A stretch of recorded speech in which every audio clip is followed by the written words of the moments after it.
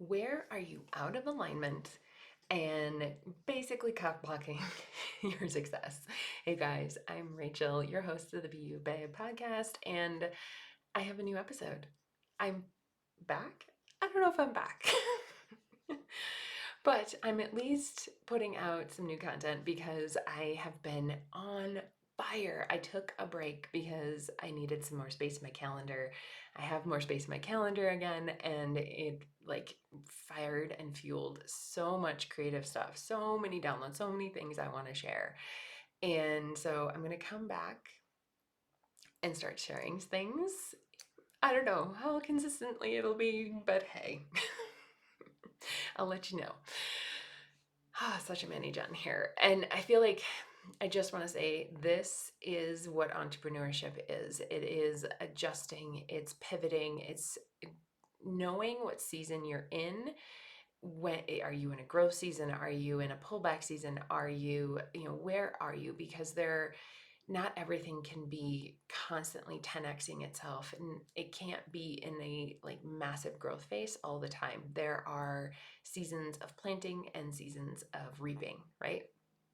So let's get into the topic of today, because this is something I have seen within my clients time and time again. And I just want to say that the offer I had last month with Miranda Mitchell, her and I put together a really short container that was absolutely phenomenal about helping you unblock what's going on with your truth, being able to really show up with your message as confidently as possible. She is going to be inside my signature program, Magnetic Messaging, the club, and she's going to be helping you work through any shadows that are coming up when we start really unpacking what your magnetic message is. And I cannot be more excited to have her in there, because this is her talent, this is her brilliance, right? Is really helping you understand where you're blocking yourself, how to remove those blocks. I'm going to be talking about it today from a human design perspective, and where in your chart you can start to look and unpack what's going on with your messaging. This is a super esoteric, but I'm going to try and bring it into some practical things that you can look at and do. Okay, so the first thing I want to get into is really understanding what a magnetic message is, what both from a practical standpoint as well as a more esoteric standpoint. From the esoteric perspective, it is your energy. It is how you're showing up. It is confidence, but it's not like faking it till you make it. It's trusting in God, trusting in the universe that you are doing exactly what you are meant to be doing. It is a confidence that you exude, that you know exactly what problem you solve and how you help people, and that the transformation is a done deal when they work with you. Like, that is the God frequency and the magneticness of your message, of your energy, right? From a more practical standpoint, it is understanding what problem you solve, who you're working with, who your ideal client is, right? And the transformation that you are providing, that you are confident in providing. I cannot stress that enough. That is, I think oftentimes we are too vague in our transformation. And I've dealt with this in myself as well as with clients, because we're not super confident we can actually get people there. It's like, well, I'm going to offer something vague, because then whatever they get out of it, it'll be beautiful, right? It'll be exactly what they need. I'm like, I love that. And it makes it really hard for people to say yes to. Um, and here's why. Is we want problems in our life to go away, and we want to be living the things that we want, right? We want to be living our desires, creating our reality, right? So if you can't say, yes, I'm going to get you to this reality, then we're like, well, maybe I'll go hire that person over there that says they will get me to this desire, right? So if you're being vague in your messaging, you're actually repelling people, the very people that you so deeply desire to help, because you're not being specific in what your transformation is and the problem that you're solving. So it's a twofold thing with magnetic messaging, is you have to be in that God frequency energy. And the way I love to describe this is that it's like you're in meditation, you are tapped in, turned on, as Abraham Hicks would say, like you are in the zone. You are like, fuck, this is amazing. I can't believe I'm talking about this and I'm sharing it and I'm just out there being myself, right? That's the juice of a magnetic message. The specifics are understanding the problem you solve, the solution that you're really providing, that transformation, right? And who it's really for. That's like the pragmatic, both the esoteric piece of it and the masculine strategy behind it, right? We need both, right? Now, where I want most people to, where most people get tripped up is we get lost in the low frequencies of certain areas of our chart. And I did this. Pretty much every single person I've ever met, there's a low frequency vibe that they have going on, and it's cock blocking. It's holding them back from truly embracing what their message is and showing up with that God frequency in the flow. All of it, right? And those areas are your incarnation cross. So when we look at our incarnation cross, it's 4 gates. And if you look at your chart, there's those 2 columns of numbers on either side of the chart. It's the top 2. It's your conscious and unconscious sun and earth gates. Those 4 gates love to just come into your life all the time. They are big energies. They're always present.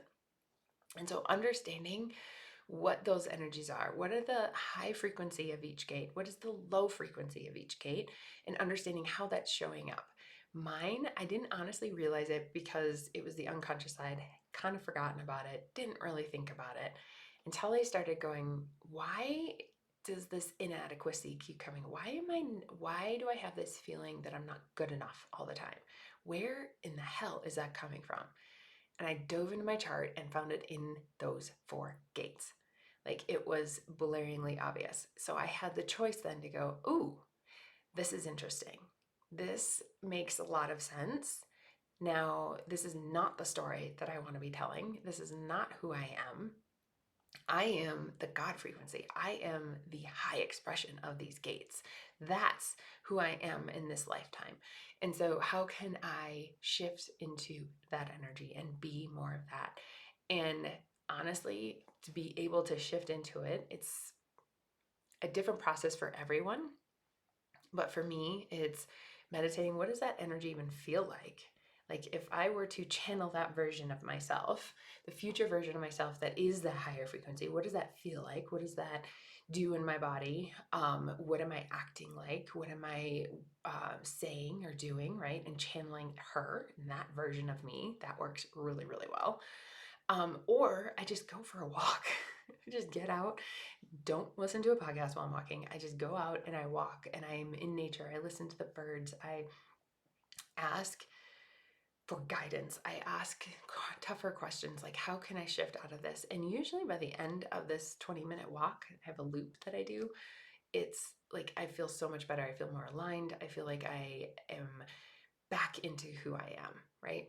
So looking at those top 4 gates is number one place to look. Another place to look, especially when in terms of messaging, when it comes to um, really showing up with your confident message, the thing that you're here to say, is looking at that Mercury gate and on both your conscious and unconscious. And again, the high frequency versus the low frequency. Initially in my journey, so my gate is on the conscious side is gate 12, and the low frequency is not trusting. It's like getting a lump in your throat and like tripping over your words. You just can't get it out. Like that's literally what it is. Versus the high frequency of being the channel, trusting that when I am ready to talk about something, I'll be able to talk about it. And understanding the differences of those frequencies and leaning into that higher frequency. How can I be more of that channel? How can I trust myself in my messaging more? What do I need? And what do I, what do I need? That's really what it was. So, when you are trying to understand what your frequency is. What is your authentic expression? And it's feeling sticky. Looking at these gates can really help you unpack, like, oh, well, it's because I'm telling myself this story that it's not good enough, or I'm telling myself this story that I have to have it perfect. Um, those types of things, like that's going to show up in your chart, and you then have the choice to go, ooh, I don't want this frequency as often. I want to be in this frequency more often, and channeling that version of you. Really, what does she look like? Or what does she look like? What does she act like? What does it feel like in your body? How can you bring that into your body now so that you can start to normalize it, right? The fascinating thing with identity work is it the more that you can feel it in your body as being normal, the faster you will actually bring it to you, which is wild to me. I love it. It's like, it's the shortcut, right? It's the many gen shortcut. So the more that you can bring it in and normalize it, it's sort of, somebody was talking about this, about being a millionaire. And that the more that you can make that frequency of being a millionaire normal, the faster you will actually be a millionaire. And the faster you will, and when it happens, it'll just be like, well, of course it did. Like, I already thought I was, right? Like, it's not a surprise. It's not, right? And that's when you actually enjoy the process, and you don't have to like force yourself to go, I want this goal at the end and I'm trying to enjoy the process. No, like it's about create who is that person that has the goal, and the identity work, right? And bringing it into your body now. I feel like I completely deviated from the whole point of this podcast, but hopefully you enjoyed it. Oh, I'm just getting back into this and it feels a little bumpy. Um, it's just wild, right? I have 100 episodes recorded.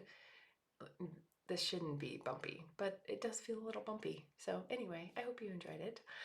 I will, yeah, if you want more of this kind of content, come into the Facebook group. I'm going to drop the link below. That is where I'm 100% showing up every week, and we'll have new episodes, new information, chatting points, talking points, all about creating your magnetic message using your human design and really understanding what that is and how to implement it into your business.